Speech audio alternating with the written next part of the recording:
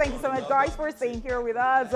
And we told you our guest will be right here. And our guest is here already. You've not seen him, but then you'll see him in a bit. Our guest is a Nigerian veteran producer who became famous in the 2000s for producing major hits for artists like Nice, Job Blessed, Too Short, Banky W, Lord of Ajasa, and Olamide. He went quiet on us for a while and then made a huge comeback recently when he brought Wizkid and Olamide together on the monster hit titled Totori. Ha! What a testament to his undeniable talent. Ladies and gentlemen, join us as we welcome the Coded Tunes master, Heidi Cabasa! We need to be careful now. We need to be careful now. Interesting. Thanks so much for coming on the show, for coming through. We really appreciate this. I mean, this is a very huge one. As we said, I mean, we're so excited. We've been looking forward to this. Like, Heidi Cabasa! I think if I've been called upon, I will come. Oh, yeah. Humble like that. We're very happy to have you. And Thank you so very much. I mean, how reading your biography, I'm just like, how does it feel when you hear people talk about, because I don't know if you realize how big you would become at the time when you started, but how does it feel when you hear people talking about you the way that, she did? Well, most times I don't get to listen. But this one, you listened now. Sincerely, while you were talking, I intentionally shut down. Now, let me just hear Heidi Cabasa, just calm down. Why? Why is that? It's funny, but I don't think you get high on your own supply. So for me, I do not allow some things enter my mind or my head. I would rather shut down. Hey! Then just wait for the cue, which is Heidi Cabasa, just come. Are you serious? That is so You deep. sound like you are so gentle, quiet, and do you get angry? We don't want to see. You're creative, of course you do, I'm sure. So let's talk about this humility and being gentle. You worked with a whole lot. Bariga Boys. You were with the Lord of Ajasas, Sparkle, Too Fat, Olamide. How were you able to do all of this with them? And you're just, Sheba. Well, when you said gentle, you noticed my exclamation. I was like, I don't think I'm actually gentle. Okay.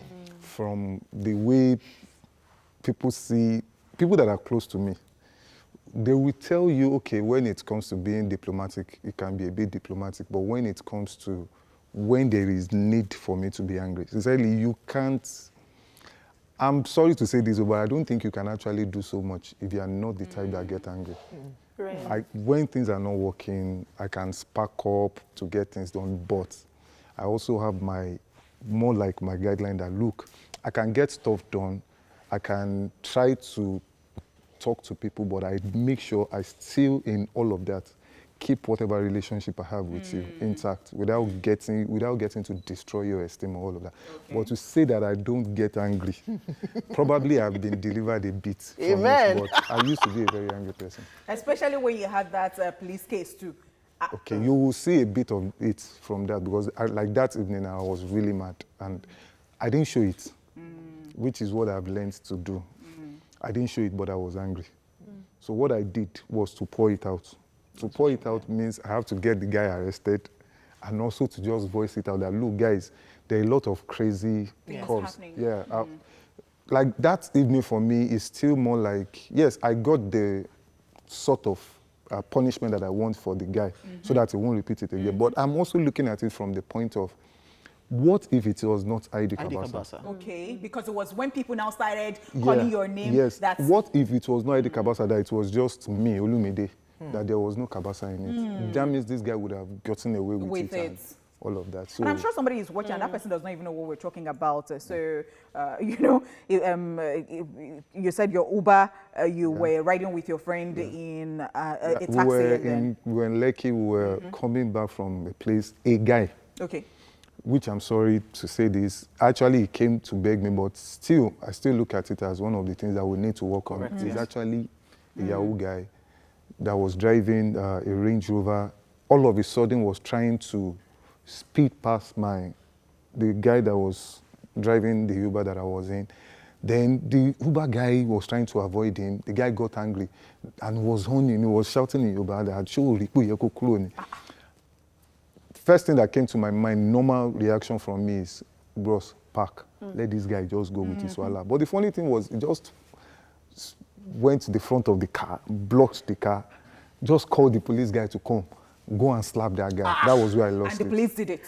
The police guy, the Uber guy came down. He was trying to avoid the policeman. I went to the guy and I'm like, you don't do this. You were the one that was wrong in the first place. This guy was trying to avoid you. That is actually an Uber guy, and I was in the car. So the guy, I think the Yahoo guy quickly recognized me. It changed to Baba. No That was where, and I was like, don't Baba me. That you were wrong. And this guy, looking at this Uber guy and looking at you, I'm sure this guy is old enough to be your uncle. And all of that. So the police guy did not notice that the guy was actually begging me.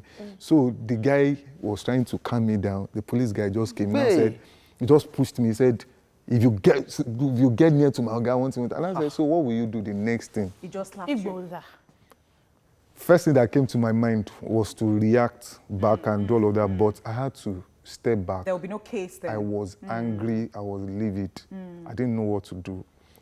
I wanted to walk away, but something was telling me behind my mind, look, guy, if you don't correct this, a lot will happen. So the guy that said they should slap someone, that one came and he was trying to beg me.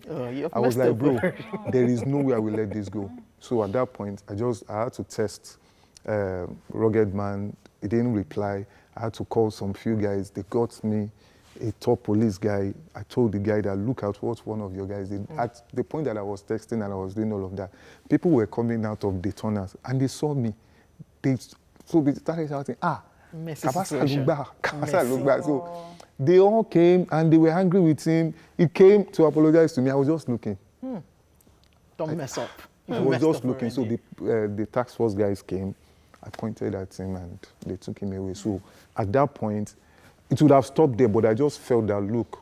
And you know, that was actually the time that the SARS thing was really prevalent. So I just felt that, look, guys, we need to stay safe out there. These guys, and looking back, yes, it got what it deserved, but at the same time, it's a product of the society itself. We're going to talk about the society and more. We talked about Yahoo, we talked about society. We're going to get into all of that when we come back from this commercial break. Guys, we still have Heidi Cabasa here with us. Don't go anywhere. There's more to talk about when we come back.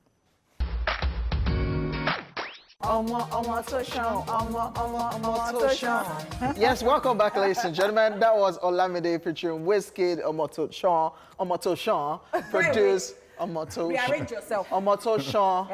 Yes, produced by yours sincerely, Heidi Cabasa. And you did this again. Video fixing. Yeah, being the doctor and you still look the same like then. Yeah. And you did it again recently, 2019. You brought these guys back and you gave us Totori. Why did you have to do this again? For the culture? Was it for the culture? Sometimes, you know, I believe so much. I'm sorry, please. Before we answer the question, was it or was it not said 4 times, Totori? It was 4. Thank you! Because we argued about it. Please go ahead.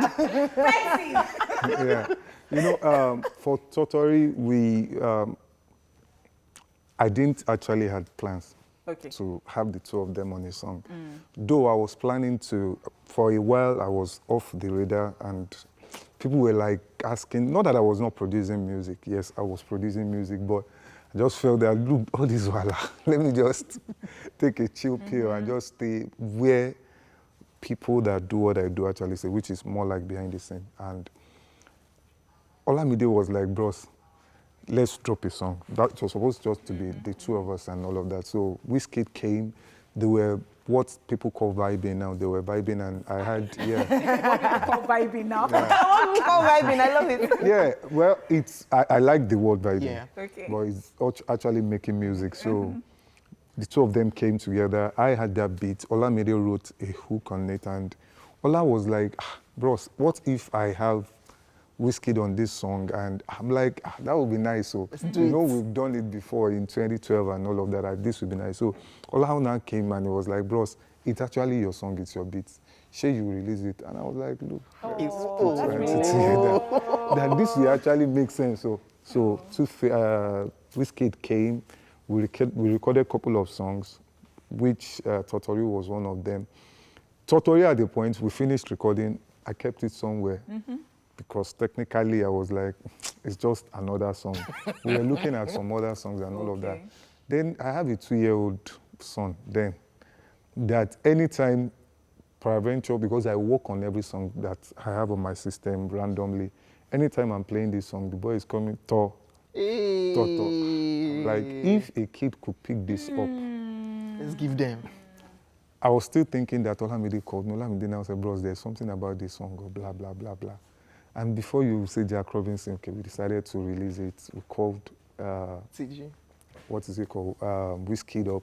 That let's shoot a video for this. And Wizkid said he has actually been waiting. I saw that. I heard you were talking about that. How you were surprised that he still acted. Yes, now that he was waiting for these songs and all of that. And I actually loved the way he came through for us and all of that. So let me tell you the truth. Immediately we dropped that song, I left for the US. Because in my mind, that it was just another song, right? Another song that me. You still did not believe. I was in America when you were calling me to say, Cabasa, you have interview. And I'm like, interview? You know I won't go for these interviews. So why are you really calling me? And especially from TVC, I was getting the updates of it being on the charts and all of that. So I had to rush down that, look, okay, if it is getting this amount of traction, it has actually triggered something because I'm actually, it has actually triggered some other stuff. I'm working on a project that has some other dudes, a lot of the new guys then. Like who? Tell us now. I have Joe Boy, I have Fireboy. What? Yeah. We are looking forward to this. God! Then you took a break. Yeah. You took a break. Let's talk about Some that people break. were saying that he's not a pastor, he's now an evangelist. So I wish I am actually a pastor. He's in the vineyard of God. I'll be collecting. So what were you doing during this period? Now, ID Cabasa is just an expression of me. I have a whole lot of things that I'm into. I took a break, not off music, not off producing, but more from the limelight and running a record label.